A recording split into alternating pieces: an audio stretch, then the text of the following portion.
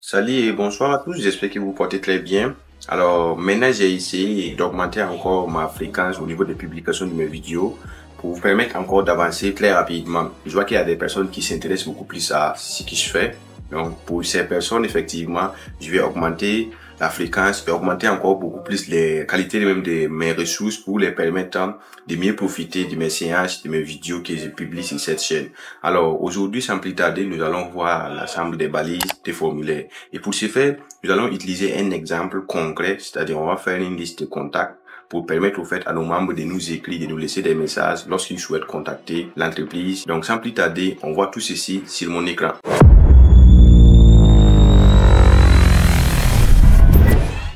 Pour ce qui concerne la construction de ce formulaire, nous allons construire un formulaire qui ressemble à celui-là. Et ça c'est bien qu'on aura besoin de CSS pour pouvoir avoir le même design et la même représentation, les mêmes types de couleurs. Donc avant d'arriver à cela, nous allons bien sûr avoir les mêmes codes, je vais dire comment, les mêmes inputs, les mêmes éléments. Mais avec l'ajout du CSS, vous allez avoir ces mêmes designs, ces mêmes beaux designs que vous pouvez voir par là. Et bien, pour commencer, nous allons comme les autres fois aussi, créer notre fichier qui est réservé principalement au formulaire de contact. Donc très rapidement, on fait New File, contact.html. Puis vous appuyez sur Enter. Après ceci, nous allons utiliser encore notre point d'exclamation pour obtenir notre fichier de base. Puis comme titre, je vais mettre ici le titre fichier contact. Je vous rappelle que j'ai pris l'habitude d'envoyer bien sûr mes fichiers dans un canal Telegram. Donc c'est pourquoi je fais un fichier pour chaque élément. Ce fichier aussi va se retrouver sur le canal. Donc si vous avez besoin de récupérer les éléments de ce fichier, vous pouvez adhérer au canal. Je laisserai les liens au niveau de la description. Nous allons créer tout simplement notre formulaire et on commencerait toujours avec les commentaires. D'exclamation, tiret, commentaire. La page de contact. Et avant d'arriver à cette page, je vais créer un conteneur qui va encercler ou du moins qui va contenir tout le reste de nos éléments.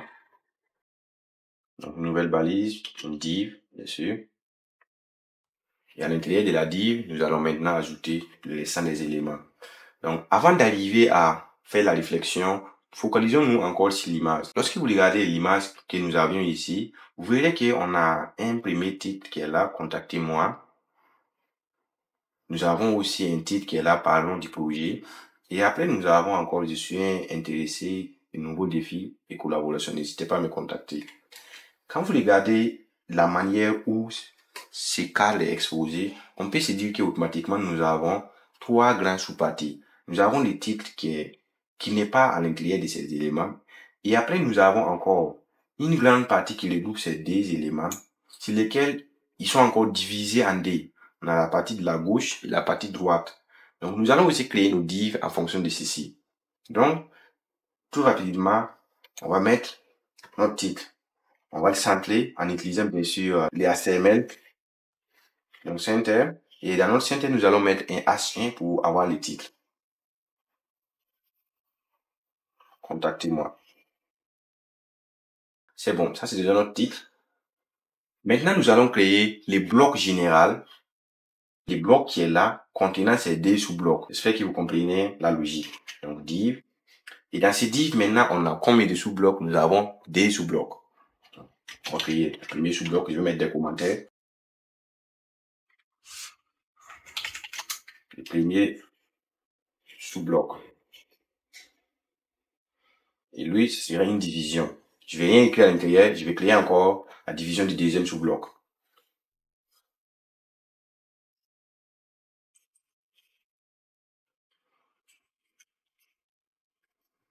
La deuxième sous-bloc encore.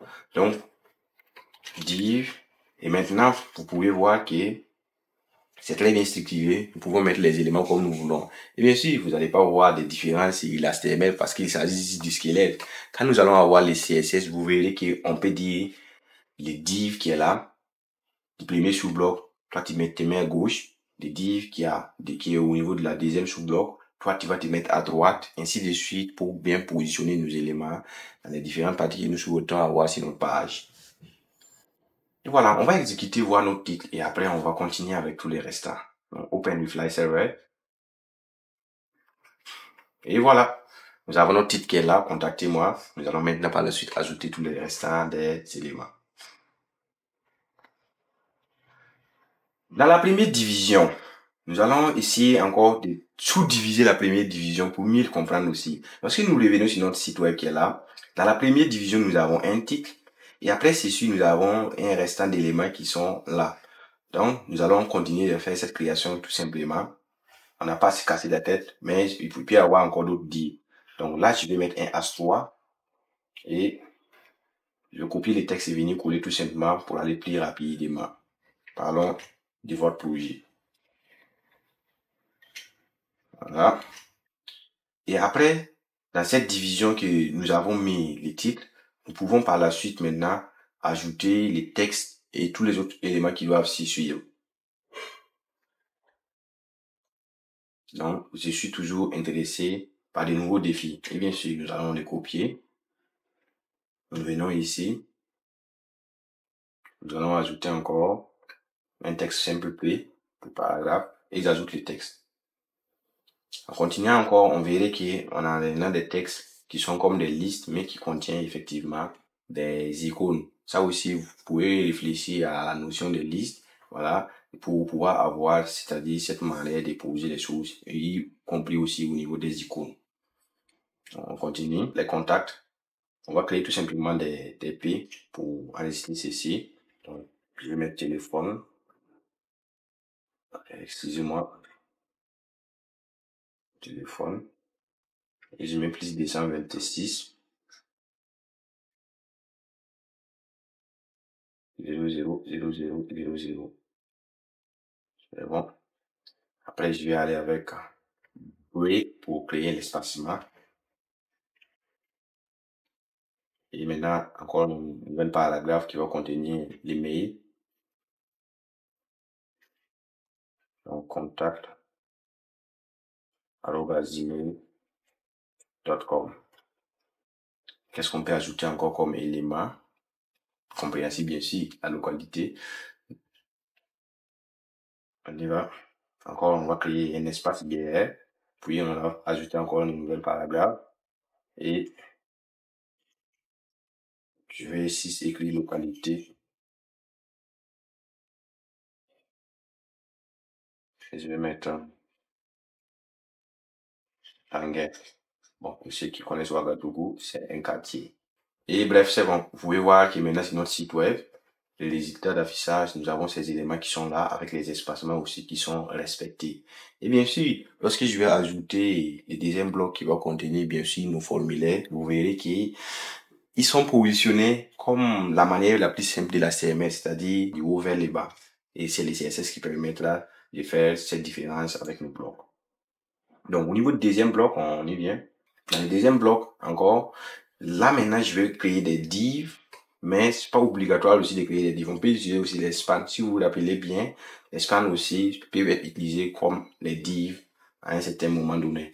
Donc, je vais tout simplement aller avec des spans. Pourquoi je vais faire des spans pour les diviser? C'est pour qu'on ait la notion de connaître que chaque élément qui est dans notre input, chaque élément que nous pouvons voir au niveau de notre formulaire, il y a ce qu'on appelle un label et un input. Ça, c'est un terme même plus technique. Donc, avec ceci, nous allons regrouper les labels et les inputs dans un span pour mieux montrer vraiment l'organisation que nous avons dans nos fichiers. Vous vous rappelez très bien pour les formulaires, on commence avec forme. Forme. Au niveau des attributs, ne vous en faites pas, nous allons y revenir. Et dans la forme, qu'est-ce que nous avons à faire maintenant? On va créer les spans. Dans le span, nous allons réfléchir à ce qu'on veut récupérer les noms complets de l'utilisateur. Par la suite, nous allons récupérer les sujets de la communication. Puis, nous allons lui demander aussi d'ajouter un fichier. Vous allez aussi comprendre celui. Et aussi, nous allons lui demander de nous écrire encore des messages de commentaires. En tout cas, un message qui est plus long qu'un nom. Donc, span, nous allons commencer avec les labels. Au niveau des libellés, je vais utiliser des for, mais je vous explique comment ça fonctionne cet attribut. L'attribut for qui est là, c'est pour spécifier les labels au fait sur lesquels l'input est collé. Donc, ici, je vais mettre for et je vais mettre en français non pour que vous puissiez comprendre non. Et je vais ici non complet.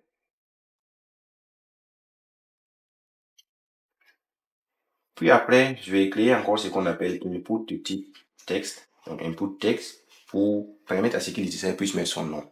Donc, c'est ça vraiment les types. Retenez très bien les types parce que quand on va arriver au niveau des fichiers, ça va aussi changer. D'accord? Donc, type texte. Name, je vais maintenant mettre nom. Le name que je viens de mettre, vous voyez que j'ai mis nom. Ici aussi, j'ai mis nom. Ça va permettre à ce que le label qui est là puisse savoir qu'il est associé à cet input. C'est très important. Parce qu'au niveau des appareils mobiles, des fois, vous avez un formulaire. L'espace d'écriture du formulaire, vous n'arrivez pas à toucher avec votre doigt. C'est plus petit que les doigts, même souvent. Et maintenant, il y a un nom qui est associé sur là, nom et prénom. Donc, lorsque vous cliquez sur nom et prénom, ça vous zoome sur l'input. Donc, par la suite, je vais ajouter un ID. Ça aussi, je laisse ça anonyme. Mais vous allez comprendre ça par la suite. Et maintenant, un placeholder. C'est quoi le placeholder? C'est l'espace qui va permettre à l'utilisateur de savoir qu'est-ce qu'il doit mettre à l'intérieur de cet input. Mais quand il va commencer à écrire, le placeholder va disparaître automatiquement. Je vais écrire par exemple Sawadogo Alice par exemple. Je vous montre l'illustration de ceci. Et voilà, Sawadogo Alice qui est là. Lorsque je commence à écrire, Sawadogo Alice disparaît. Ça, c'est dans notre premier span. On pourrait maintenant créer encore un deuxième span pour regrouper les autres informations. Je viens de les dupliquer parce que nous allons utiliser tout simplement des modifications d'éléments. On avait nom et prénom. Maintenant, on veut l'email. Après ceci, ici, on va changer parce qu'on ne veut pas que les labels se répètent au fait. Les labels qui est associé au nom, lui, il a l'effort pour les noms. Maintenant, ici, c'est pour l'email, donc on peut mettre l'email. Je vais mettre mail. Voilà, pas email parce qu'il y aura une confusion à quelque part quand on va avancer. Ici aussi, je vais mettre mail pour vous associer que ces deux-là doivent être pareils pour permettre à ce qu'on puisse les associer. Maintenant, ici, le type. Le type doit être différent. Le premier, c'était pour recevoir un nom venant de l'utilisateur. Ici, on veut recevoir quoi? On veut recevoir tout simplement l'email. Donc, HTML nous permet de dire automatiquement que nous voulons de l'email et ça va s'adapter. Donc, le type, on le change du nom, du texte du moins à mail. Je vais par là dupliquer l'email et par la suite créer les inputs spécialement dédiés au mot de passe pour que vous puissiez comprendre même les types et l'importance même des types dans les inputs. On y va avec la duplication. On modifie ceci pour mot de passe. En petit caractère, bien sûr. Et ici, je vais changer aussi les attributs du label et aussi de l'input. Je vais les mettre MPP. Pareil ici aussi, MPP. L'ID, je vais mettre mot de passe. Mot de passe. Et les mots de passe n'ont pas de placeholder. Ici aussi, au niveau de l'ID, on va mettre le mail pour pouvoir bien l'utiliser. Et voilà. Aussi au niveau des types, qu'est-ce qu'on veut? On veut un mot de passe, on veut pas au fait d'email. Donc on va tout simplement changer celui-là à password. Donc après l'enregistrement, lorsque nous exécutons notre code et qu'on voit ça sur le résultat, vous verrez bien que les mots de passe est autre chose. Donc lorsque c'est appelé, vous voyez, c'est automatiquement affiché par des pointillés parce qu'ici l'interpréteur de l'HTML les voit comme un mot de passe. Ensuite, nous allons ajouter les labels et l'input pour les fichiers et après terminer avec les commentaires. Donc, associer un fichier descriptif. Et ça va aussi jouer au niveau du type. Ici, on a besoin d'un fichier, donc on le met en file. ID, je vais mettre file upload. Les names, je vais mettre aussi en file. Là, c'est moi-même, j'ai décidé. Voilà. C'est pas quelque chose de générique pour l'HTML. Voilà, file. Mais par contre, au niveau du type, c'est quelque chose de générique. Ça, c'est générique. Ça, c'est générique. Ça aussi, c'est générique. Et celui-ci, c'est générique. Donc, on va voir les résultats. Et voilà. Ajouter, associer un fichier descriptif. Lorsque je clique sur choisir les fichiers, on va m'ouvrir l'écran de ma machine, je peux choisir ce fichier-là et je vais l'ajouter. Vous verrez qu'il y a ces noms qui changent pour être les noms de mon fichier. Voilà. Pas besoin, je vais quitter. On repart sur notre code et terminer avec notre espace des commentaires. Donc, on crée encore un autre span. Pour cette fois-ci, je ne vais pas dupliquer parce qu'il ne s'agit pas des inputs. Il s'agit d'un élément qu'on appelle les text area. Donc, text area. Name, je vais mettre comment. ID encore, je vais mettre comment. Et voilà, ça c'est notre text area. On peut ajouter d'autres attributs que je vais vous montrer, mais après avoir présenté cet élément. Vous pouvez le voir ici. Vous voyez qu'il est très bien petit. Donc, les attributs que je vais mettre, ce sont des attributs qui vont permettre à ce qu'on puisse agrandir notre taille par défaut et ne pas avoir juste une petite taille comme cela. Donc, on peut avoir un row. Les rows, on va le mettre à combien? On va aller à 70, 80. Bon, 80, ça peut aller. Et au niveau des calls, je vais les mettre à 100. Et vous verrez que là, maintenant, on a notre texte qui est ici, mais c'est tellement grand. Donc, revenons à 30 pour les rows, parce que c'est le rows qui est très élancé. Voilà.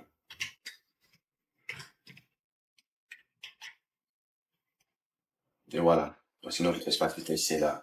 Je voulais finaliser. Néanmoins, laissez-moi vous ajouter encore les boutons pour vous montrer encore un autre type d'input. Pourquoi je n'avais pas pensé à celui quand je préparais ma vidéo? Parce que maintenant, tout le monde utilise au fait la balise buttons. Mais on va utiliser la balise input pour les boutons. Vous pouvez le voir. Input type buttons. Et la value, là, vous pouvez mettre par exemple soumettre.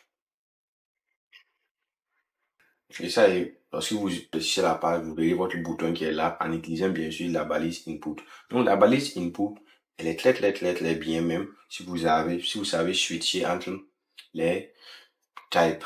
Donc c'est très important de connaître les types et de pouvoir switcher entre ces différents types pour mieux maîtriser votre formulaire, maîtriser vos pages d'inscription.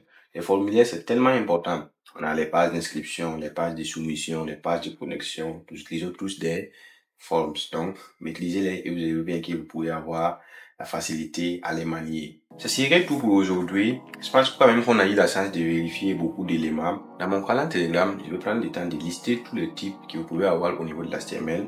Donc, n'hésitez pas à adhérer pour mieux recevoir tous les différents types et aussi connaître les importances. Ça vaut mieux de connaître, même si vous ne maîtrisez pas, ayez une notion au fait que ce type-là, ça existe. Là, un jour, si vous en avez besoin, vous pouvez revenir sur un fichier de base et avoir les complémentaires pour mieux aller compléter vos codes. Et salut à tous, on se voit la prochaine fois.